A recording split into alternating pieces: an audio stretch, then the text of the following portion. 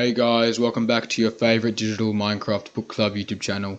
Now last week I ran out of a budget, and to keep my content fresh, the only free books or stories you could say that I could afford were the Bible, specifically looking at Genesis 1, and some Near Eastern story called Enuma Elish. So if you're not caught up, watch last week's video in which I explained both stories. In this video though, I would like to talk about the author's intention for both the two stories and how Enuma Elish is viewed as an influence on the Pentateuch. Firstly, for Enuma Elish, what was the author's intention?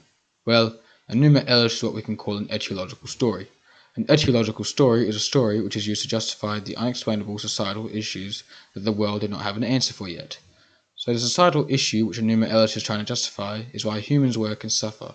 The story justifying the reasons that humans work and suffer is for the purpose of simply not letting the gods in the story have to do the hard, tedious labour on Earth. However, the intention of Enuma Elish is not just for etiological storytelling, but it can also be translated as a way of describing the social pyramid of Babylon, with Marduk representing the king and humans representing the slaves.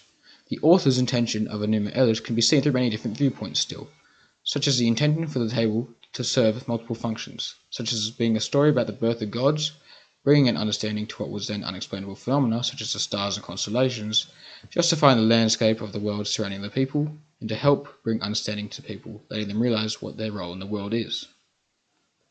Our other narrative from last week, Genesis 1, is a creation story which is heavily influenced by Enuma Elish. Genesis 1 is actually a story which takes many elements and motifs of Enuma Elish. For example, both stories include a passage of separation of waters near the beginning, an almighty God creating a habitable world, which is known as the firmament in Genesis 1, and the creation of the humans in that certain God's likeness.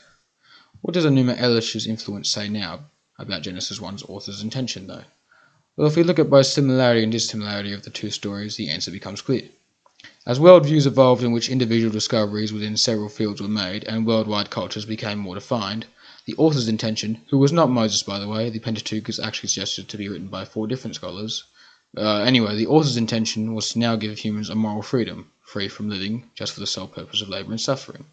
It demythologizes a cultural tale and creates a story which describes to humans a world where it is no longer us that cares for God or gods, but it is now God that cares for us.